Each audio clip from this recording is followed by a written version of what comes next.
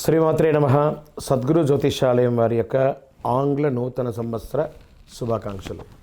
మా ప్రేక్షక మిత్రులందరికీ కూడా ఈ 2025 ఆంగ్ల నూతన సంవత్సరం ఎన్నో గొప్ప వసంతాలు రావాలని మనస్ఫూర్తిగా ప్రార్థన చేస్తున్నాను.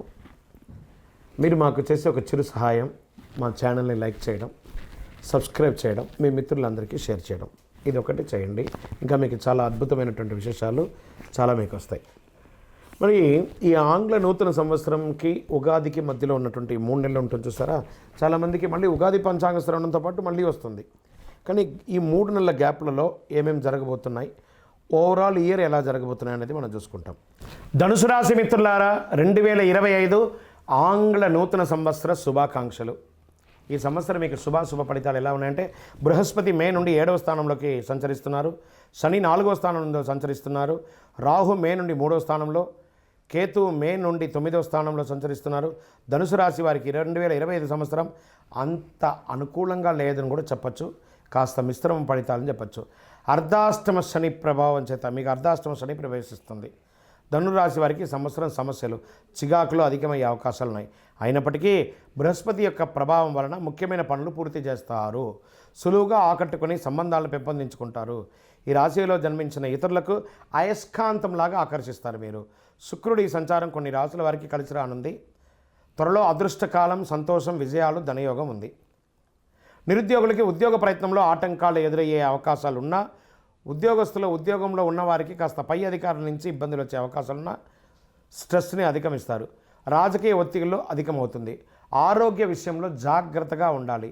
ధనురాశి విద్యార్థులు ఈ సంవత్సరం మధ్యస్థ ఫలితాలను పొందే అవకాశాలు ఎక్కువ కనబడుతున్నాయి. ధనురాశి స్త్రీ కుటుంబంలో వాదనలు మరియు ఘర్షణ వాతావరణం ఎక్కువ అయ్యే అవకాశాలు ఉన్నాయి, జాగ్రత్త పడండి. వ్యాపారస్తులు మధ్యస్థంగా ఉంది, కాస్త జాగ్రత్తగా పెట్టుబడి పెట్టేటప్పుడు కాస్త జాగ్రత్తగా ఆలోచించి పెట్టుబడి పెట్టండి, లేదా మోసపక్కండి. అవి ఇవి ఒక ఈజీ మనీకి చాలామంది ఇప్పుడు మార్కెట్లో తిరుగుతున్నారు. అలాంటి వాటిలో పెట్టుబడి పెట్టి మొత్తానికి మోసం తెచ్చుకోకండి. బాగా చెప్తున్నాను, మీకు అది కొంచెం అట్రాక్ట్ అవుతారు. ఈజీ మనీకి ధనుసు రాశి వారు బాగా అట్రాక్ట్ అవుతారు, దాన్ని అవ్వకండి.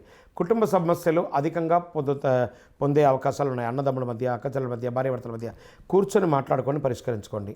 ఆచితూచి వ్యవహరించండి, ఎందుకంటే కుటుంబ సభ్యులతో మాట్లాడేటప్పుడు జాగ్రత్త వహించాలి. రాజకీయ నాయకులకు రాజకీయపరమైనటువంటి ఒత్తిడి అధికమవుతుంది. సమాజంలో తిరిగేటప్పుడు ప్రజాక్షేత్రంలో చాలా జాగ్రత్తగా ఉండాలి. రైతాంగ మిత్రులకి మిశ్రంగా ఉంటుంది. నూతనంగా ఉద్యోగం కోసం ప్రయత్నం చేసే వాళ్ళు కాస్త ఓపిక పట్టాలి. మార్చి తర్వాత కొంచెం అనుకూలంగా ఉంది. మే తర్వాత వివాహం కాని వారికి వివాహాలు వచ్చే అవకాశాలు కనబడుతున్నాయి. ఐటీ రంగం వారికి స్ట్రెస్ విపరీతంగా ఉంటుంది, జాగ్రత్త పడాలి. ఈ మీడియా రంగం వారికి మిశ్రమ ఫలితాలను కూడా చెప్పచ్చు. సర్వీస్ సెక్టార్లో ఉన్న వాళ్ళకి దినదినగండంగా కూడా ఒక్కొక్కసారి ఇబ్బంది పడే అవకాశాలు ఉంటుంది. మీకు ఒక పరిహారంగా దీన్ని చెప్పడం జరుగుతున్నాం. ఒక చిన్న పరిహారం చేయండి, శుభ ఫలితాలు పొందుతారు. శని భగవానునికి, ఎందుకంటే అష్టమ శని ఎంటర్ అయింది కాబట్టి అర్ధాష్టమ శని, శని భగవానుడికి తైలాభిషేకం చేయండి. నవగ్రహాలకి 19 ప్రదక్షిణలు ప్రతి శనివారం చేయండి. కాకికి బెల్లం ముక్క పెట్టండి. నువ్వులు దానం ఇవ్వండి. ఎవరైనా పేదవాళ్ళకి చెప్పులు దానం ఇవ్వండి. దక్షిణామూర్తి స్తోత్రం పారాయణం చేయండి. అతి శక్తివంతమైనటువంటి కరుంగాళి మాలను ధరించండి. సకల దోషాలు తొలగి ఆనందంగా, ఆరోగ్యంగా, ఐశ్వర్యంగా ఉంటారు. విజయోస్తు. ఇంకను మీ రాశి ఫలితాలన్నీ పొందాలని అనుకుంటున్నవారు మీ పరిసర ప్రాంతాల్లో ఉన్నటువంటి సద్గురువుని ప్రార్థించండి. వారి దగ్గర పోయి మీ యొక్క date of birth, time of birth తెలపండి. లేదా మా ద్వారా తెలుసుకోవాలనుకుంటున్నారా, ఈ కింద ఉన్న నెంబర్కి వాట్సప్ చేయండి. ఈ అయ్యప్ప సీజన్ ఉండడం వల్ల జనవరి వరకు చాలా బిజీగా ఉంటాం కాబట్టి జనవరి తర్వాత వ్యక్తిగత జాతకాలు చెప్పడం జరుగుతుంది. మీ ఏ వివరాలైనా వాట్సాప్ చేయండి, మా అడ్మిన్ మీకు రిప్లై ఇస్తూ ఉంటారు. విజయోస్తు.